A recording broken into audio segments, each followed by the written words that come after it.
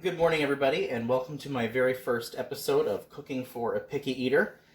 My name is Bill, and just to give you an overview of the kind of things that we're going to be making. My partner Sean, when I met him, I discovered that he was probably one of the pickiest eaters I've ever met. He does not eat any kind of red meat. He does not eat pork. He does not like to eat things that have a ton of preservatives in them. He's not a big fan of salty food. And so I've had a little bit of a hard time trying to make some of the things that I enjoy eating because a lot of those flavors were missing. So I've come up with a couple of recipes over the past several years that help me to enjoy those type of flavors that I like, while also not having to make two different meals. Both of these diets were in conflict with one another, and we tried to figure out a way where we can make some things work where we both enjoyed the things that we were eating. So today I'm going to be bringing into the kitchen a recipe for a breakfast casserole that can be made ahead of time and reheated. It's very good. It does not take a lot of time, and it incorporates a lot of flavors that I enjoy, as well as things that he enjoys. So first, bearing in mind the fact that he doesn't like things with a lot of preservatives in it, I'd like to talk about our ingredient list. The first thing that we have here is a vegetable substitute for a meat product. Now, they do sell a lot of these. You have to look at the package to see which ones have preservatives in them and which ones do not. This one is a brand that does not. It's you got all natural ingredients. The shelf life on these is not too long, so you also want to watch the dates when you're shopping for these. But this here, I have 1 pound or 16 ounces of a protein substitute, fully vegetarian.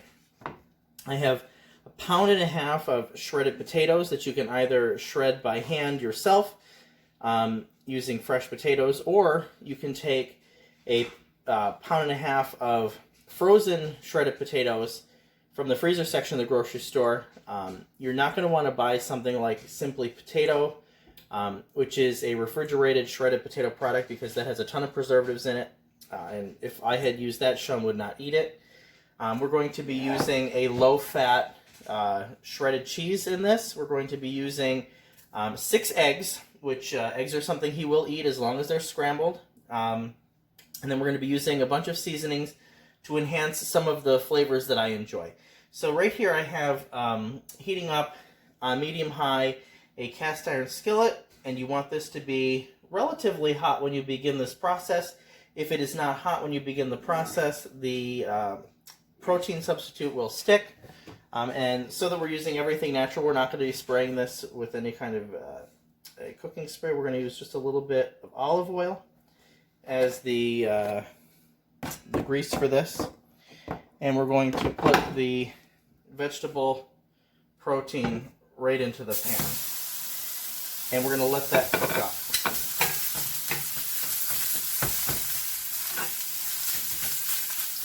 And sometimes as you're breaking up this vegetable protein, you'll notice that this will not let off enough liquid as if you were using, let's say, a pork or a chicken sausage or something like that. So you might want to go ahead and add a little water to this as you get into the cooking process.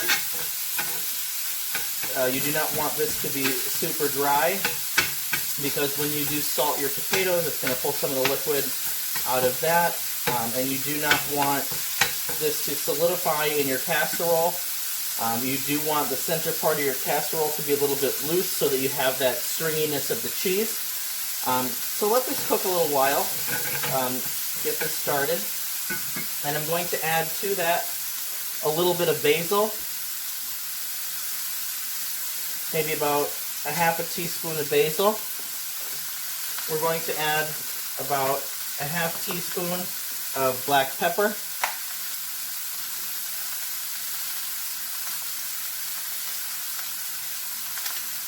And to really enhance the sausage flavor, we're going to add maybe about 1/2 teaspoon of some ground sage. So give that a stir.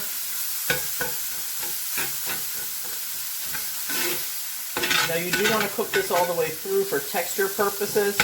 You're not going to be too worried about the internal temperature of this because it is totally plant-based. You're not going to be giving anybody any kind of foodborne illness by doing this, but you also want to make sure that this is going to remain intact in the casserole. You don't want it to be mush when you mix it with everything else, so you do want to get a little bit of color on this and to break this all apart so you've got a lot of pieces to put into your casserole. I'm going to finish cooking this through and I'll be right back. I should mention too that all the while I've had the oven preheating on 350 degrees. We don't want it any hotter than that because we do need to cook this long enough so that the eggs do solidify in the casserole. And so at this point we're going to start putting our casserole together. I have here a 2-quart casserole dish. It is a shorter dish. The dimensions on this are a 9 by 9.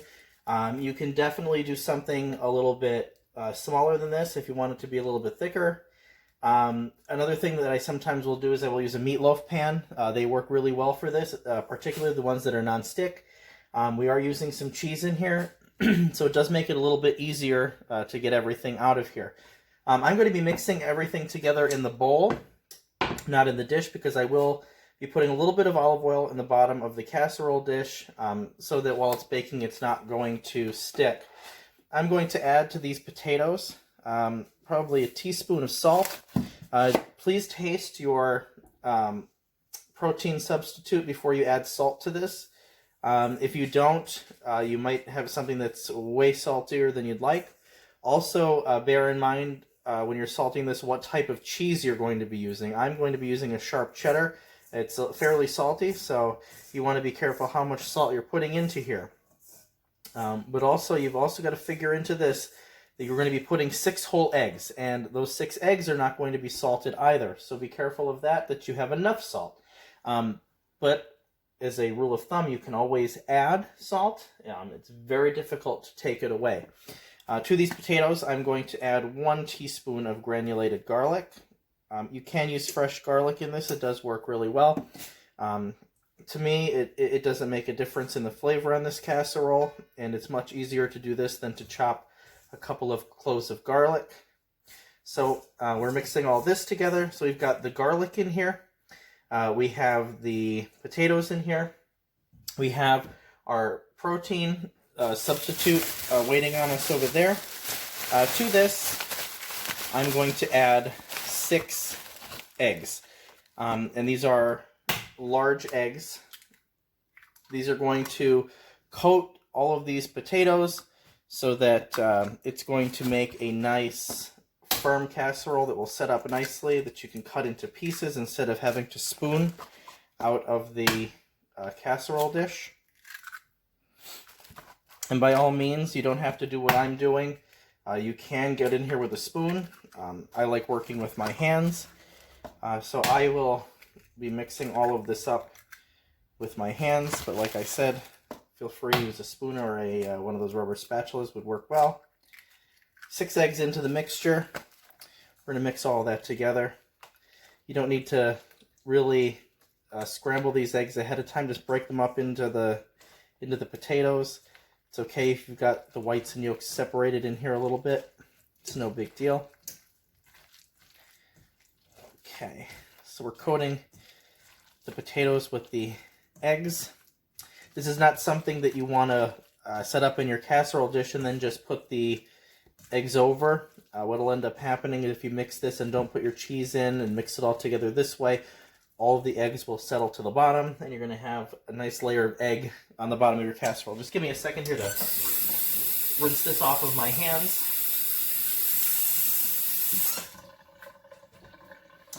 Okay, to this mixture now, we are going to add some cheese. And we're going to be using a fair amount of cheese here.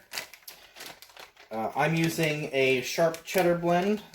We are going to use probably about 6 ounces of cheese. If you buy the 8-ounce packages, you're going to use 2/3 of the bag. So that's about right. I don't know if you can see what I'm doing here. We're going to add that. And we're going to give that a little bit of a stir in just a second. The last ingredient that we're going to be adding to this mixture is a little bit of sour cream. This is going to really enhance the flavor of this. And also, if you have this left over, the sour cream is actually going to help to keep the eggs from getting that sulfur smell to them. It's just based on pH. So we're going to use in here the half of an 8-ounce container of sour cream. Okay. We're going to mix this all together. I'm not afraid to get in here with my hands. Get this all incorporated so that we've got an egg, sour cream, cheese, and potato mixture going on here. All right, so that's all incorporated. To this, we are going to add our protein substitute, which at this point is about room temperature, maybe slightly more than room temperature. We want everything to come up to temperature in the oven together. If your family is not as picky as Sean, you can defrost some of those brown and serve sausages that equal about the same weight as this. You can just cut those up and put them all together into this mixture. And then, to be honest with you, you don't have to cook anything until this goes into the oven. So if you're in a pinch for time, that's a great way to save on the time. I have a greased casserole dish here. I am going to get this mixture into the casserole dish, and we are going to get this into the oven at 350. We're going to let it bake for 1 hour, and then we'll see how it looks. This has been out of the oven now for about 20 minutes after baking for an hour on 350. And we're going to go through and we're just going to loosen it from the sides. And then we're going to cut ourselves a piece and see what it looks like.